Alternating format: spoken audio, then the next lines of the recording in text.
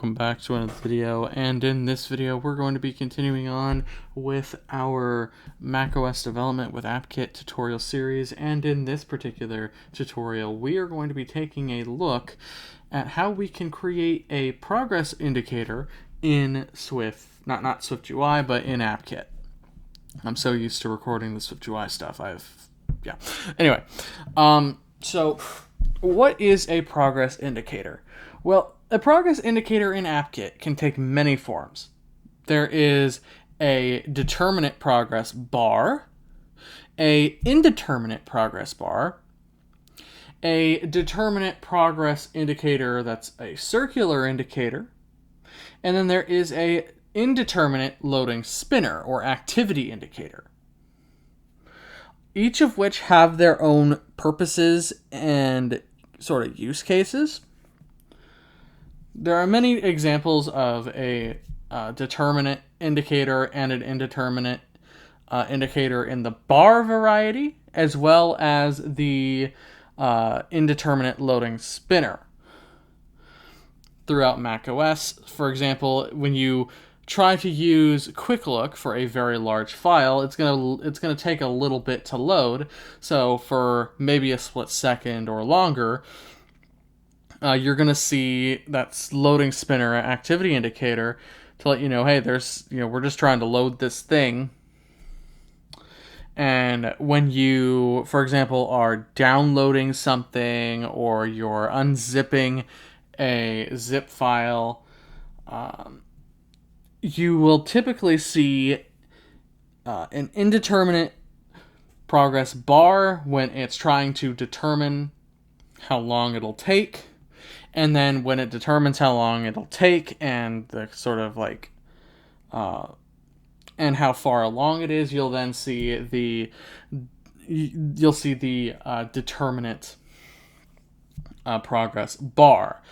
Now, you don't see very often the determinate circular indicator. You don't see that all that much, but there are some places where it is used. But I'm going to show you how to do it anyway, despite it not being used all that much. So, what is the class we're going to be using to start with? Well, the class that we're using for this is the NSProgressIndicator class. This has all the different properties that we're going to need in order to do what we want to do. All right, so let's go ahead and go into our code here and go over what we have. In our code, I simply have I have a simple view controller with a couple methods, configure UI and configure constraints, as well as overriding view did load. Our view's background is being set to black, so we have a much better sort of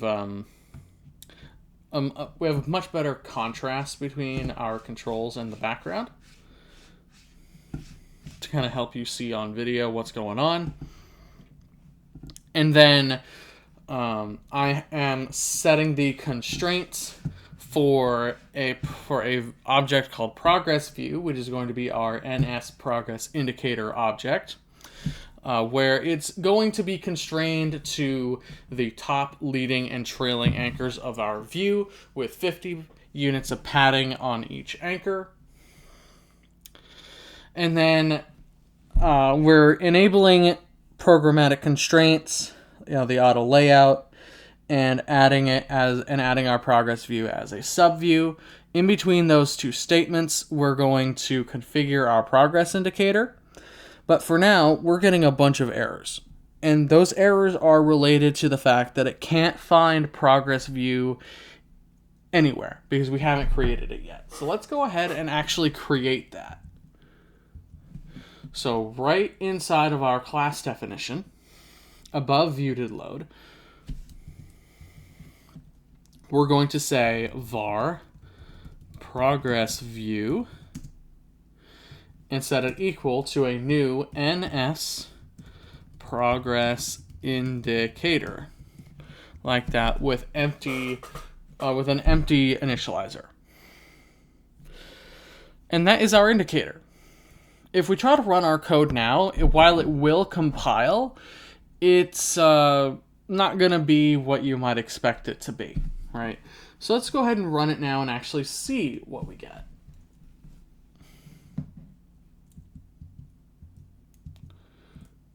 Right now, all we get is progress indicator. It can't do anything right now. It doesn't tell us if there's any value to it. It doesn't tell us what that progress is, if it even exists. It's just kind of a dumb... It's kind of just a dumb bar right now. So let's go ahead and change that. Let's configure this to be a determinate progress indicator. So give it a value, a minimum, and a maximum, and configure a couple other things. All right. So inside of configure UI,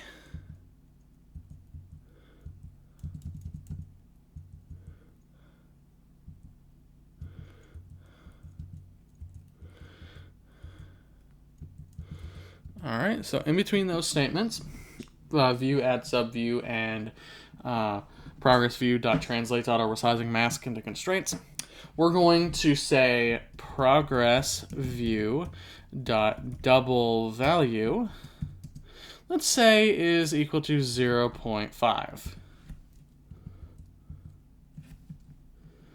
All right, so about halfway, because we're going to make the maximum value 1 and the minimum value 0.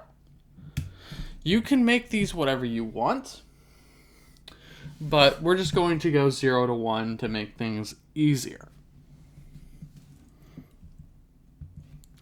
So now progress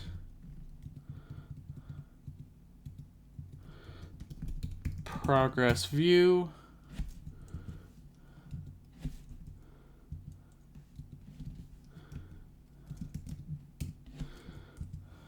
dot min value, we'll set that equal to 0.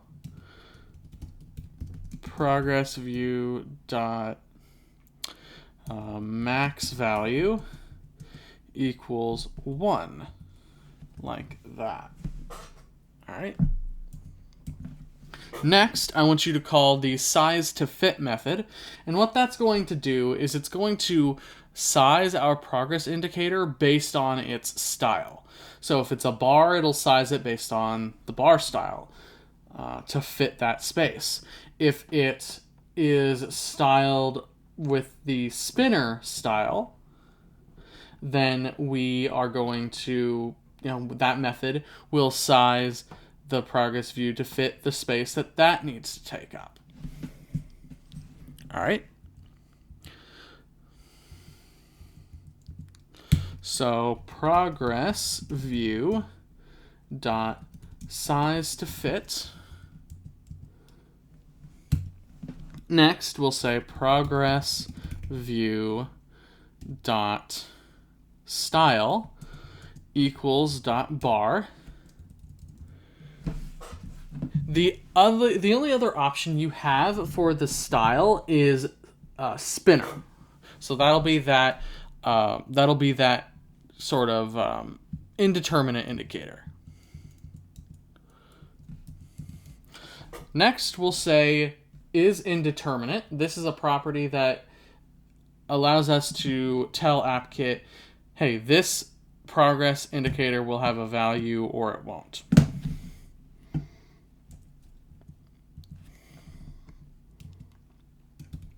So we'll say progress view dot is indeterminate, and we'll set that equal to false. All right.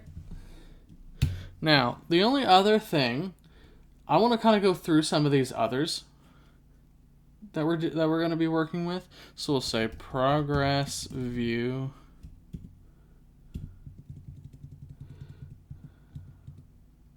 or rather that you can work with, I guess, would be a better way to phrase that.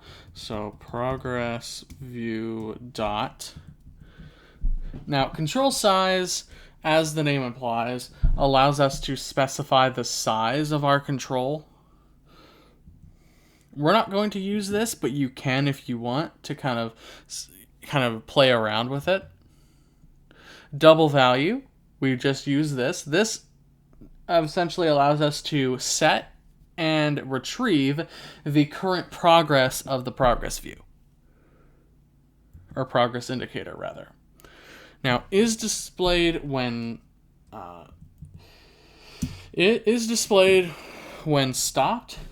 We can read the inline documentation to kind of get an idea of what that does. So this property is a Boolean, and it will define whether or not the progress indicator will hide itself when it's no longer animating. Now, if it's, let's say we have a activity indicator or an indeterminate progress bar, you have to animate those, right? So this Boolean will handle making it disappear from view when it's no longer animating. For example, when things are done loading or whatever. We'll talk a little bit more about how we can make those indeterminate indicators in another video. Is indeterminate we've already used. Max value, min value, observed progress. This is if we want to observe the progress of our progress view in real time.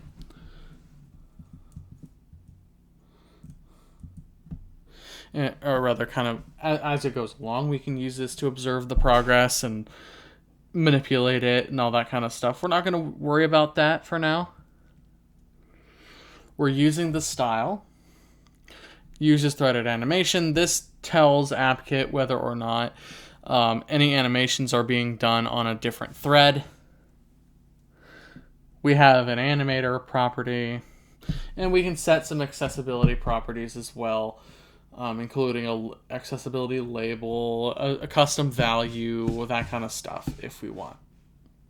All right, all those are built into NSView, which NSProgressIndicator is a subclass of NSView, but that's besides the point. So that's kind of what we're looking at here. All right, so let's go ahead and save that and run our code now. We have a successful build, and my apologies if you heard that in the background. That would be my phone going off with Discord, because yeah. Anyway, here's our determinate progress indicator, where it's about 50% of the way filled in, which is great. Now, there is a way that we can increment this progress indicator's double value when we click on a button, or when a specific event happens or something like that. And that method starts with increment. I want you guys to go out on your own, add a button or two buttons or whatever you want to do to the user interface. And in the action that the button executes, I want you to figure out how you can adjust the value of our progress view. How do you make it go up? How do you make it go down? Stuff like that. This will require that you either look through the code completion and the built-in inline documentation to figure out which method is for what, and kind of find that method, or you can go into Safari, Chrome, Firefox, whatever browser you use, and open the NSProgressIndicator documentation for yourself in your browser and look for that method, because it is there. The heading is plainly visible. It's not that hard to find. I just want you, again, to become familiar with reading the documentation and experimenting with your code, because if you don't become comfortable with that, you're going to be lacking in some vital developer skills. Alright, so that pretty much does it for this video, guys. Thank you all so very much for watching, and we'll see you in the next one.